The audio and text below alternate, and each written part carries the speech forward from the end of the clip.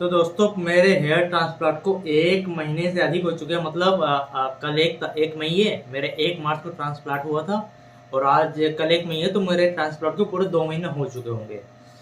तो मैं आप लोगों को आज ये बताने आया हूँ कि मेरे जो दवाई का खर्चा कितना हुआ है। मतलब ट्रांसप्लांट के जस्ट जब ट्रांसप्लांट हो गया था मेरा, उसके 1 महीने की दवाई में कितना खर्चा आया था, और जो अभी मैं गया था अभी 1 हफ्ते पहले, इसकी दवाई में कितना खर्चा आया पूरा बताऊंगा मैं। तो चलिए शुरू करते हैं। सबसे पहले मैं बताना चाहूँगा, ये फेनिस्टाइड है। मुझे ये पूरे 1 महीने के शुरू शुरू में मिली थी। ये मुझे तो पड़ी थी 297 रुपये की।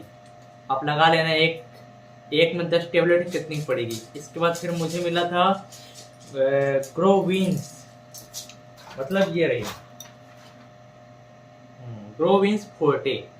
ये मुझे रात में खाने के लिए मिली थी। ये भी पूरे 1 महीने की मिली थी। 1 महीने के लिए ये मुझे पड़ी थी 867 रुपये की। इसके बाद फिर एरोकोल सॉफ्ट जेल कैप्सूल, ये रही।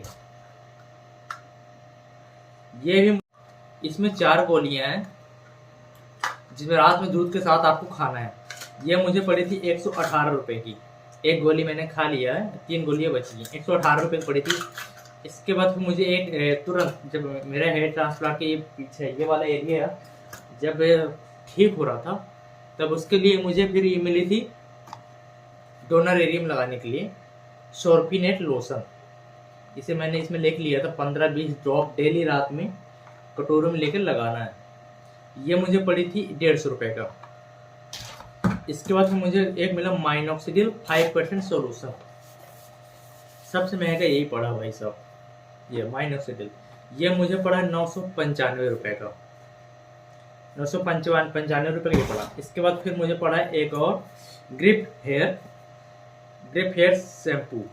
ये वैसे इसे तो मैंने अभी खरीदा है, दूसरे महीने मुझे मिला था। ये मैं पहले महीने को बता रहा हूँ। ये मुझे पड़ा है 643 रुपये का। तो अब लगा लो टोटल, इसे मैंने जब टोटल किया तो ये मुझे पड़ा 3070 रुपये का। ये तो रहा मेरा पहले महीने का। अब देखो दूसरे महीने को बताता हूँ। जब मेरा एक महीने खत्म हो चुका था, तो दूसरे महीने मुझे सेम यही दवाई फिनिस्टाइड मुझे दिए। फिनिस्टाइड मुझे मिला, ठीक है। इसके बाद फिर वही ग्रोविन से मुझे दूसरे महीने ये सेम चला। तीसरे महीने फिर यही क्या था, एरोकेल। फिर से मुझे दूसरे महीने यही मिला 118 रुपये का। फिर ये मुझे लोशन, ये मेरे पास पहले महीने का बचा था, इसे मैंने नहीं लिया। अभी यही यूज़ कर रहा हूँ, ये बच गया। माइनॉक्सिडिल लिया मैंने 995 रुपये का, इसे मैंने खरीदा। और ग्रिप हेयर शैम्पू भी मेरा बचा हुआ था, तो इसे मैंने लिया। अब देखो यहाँ पे एक्स्ट्रा खर्चा क्या होता है। एक्स्ट्रा खर्चा ये है कि यहाँ तो मैंने जो दवाई है मेरी, एक चीज़ ये बच गया था, मेरा पैसे इसमें बच गए। और सॉरी इसमें नहीं, इसमें पैसे बच गए मेरे, और इसमें बच गए। और शुरू में मैं जब ट्रांसप्लांट करा रहा था, मैंने पीआरपी की बात कर ली थी तो मुझे कितनी पीआरपी मिलेगी शुरू में। तो शुरू में पीआरपी और दवाइयाँ का मुझे पता नहीं, दवाई इतनी महंगी होती कैसे क्या होती है। तो मैंने पीआरपी के लिए बोल दिया था मैं पीआरपी लूँगा, मुझे पीआरपी चाहिए। तो पीआरपी जैसे मैंने 1 साल पहले पीआरपी कराई थी 1500 रुपये की, मतलब 1500 रुपये पीआरपी होती थी और 2-2,500 रुपये की दवाइयाँ रहती थी। मतलब मैं 4000 में मेरा पूरा हो जाता था। लेकिन मुझे यहाँ पता नहीं था मुझे पीआरपी कितनी महंगी पड़ेगी। बाद में पता चला कि पीआरपी 6000 रुपये हो, 6000 रुपये क्लिनिक में दे रहे हैं, 6000 रुपये पीआरपी।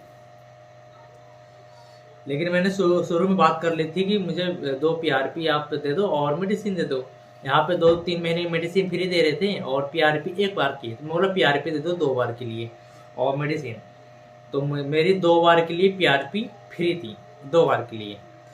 गलती हो गई, मुझे 3 बार के लिए लेनी थी, लेकिन 2 बार के लिए मुझे मिली है। तो वैसे इस महीने की जो मैं दवाई लेने गया था, तो मुझे 2,000 रुपये की मुझे दवाई पड़ी है और 3500 रुपये अगर पीआरपी फ्री नहीं होती तो 3500 रुपये मेरी पीआरपी होती। तो लगा लो आप 3500 की पीआरपी और 2000 दवाई, मतलब 5500 रुपये मेरा इस महीने का खर्चा है, समझ लो हो गया।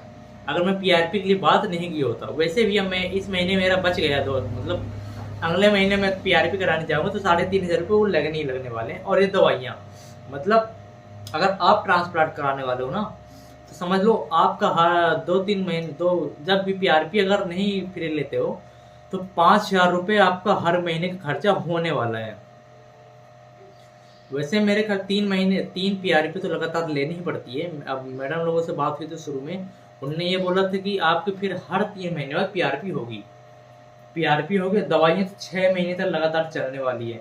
6 महीने या 7-8 महीने तक लगातार चलने वाली है। फिनेस्टाइड खानी पड़ेगी और ये खानी पड़ेगी सुबह शाम के लिए। तो मतलब मैं मोटा मोटी ये बताने वाला हूँ कि हर महीने का खर्चा आपका 5,000 रुपये होने वाला है।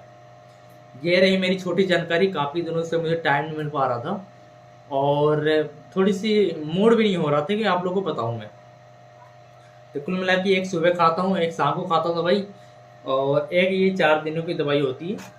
ये हफ्ते में एक दिन खाना होता है दूध के साथ रात में सोते समय। तो ये रही छोटी जानकारी। और जैसा होगा आप लोग को बताता हूँ। और ये मेरे 2 महीने ट्रांसप्लांट को हो गए हैं, अभी ठीक चल रहा है। मैंने बात किया था क्लिनिक में, मैडम तो बोले सबके साथ कोई दिक्कत नहीं है, बढ़िया है।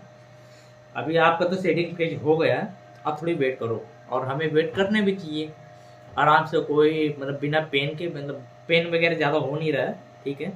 अपन और भगवान पे भरोसा रख सकते हैं, भगवान के ऊपर, और डॉक्टर के अनुसार अपन चल सकते हैं और क्या कर सकते हैं, ठीक है। जैसे ही होगी अगली वीडियो में आपको बताऊंगा मेरे रिजल्ट की कैसे क्या होता है, मैं बनाता रहूँगा।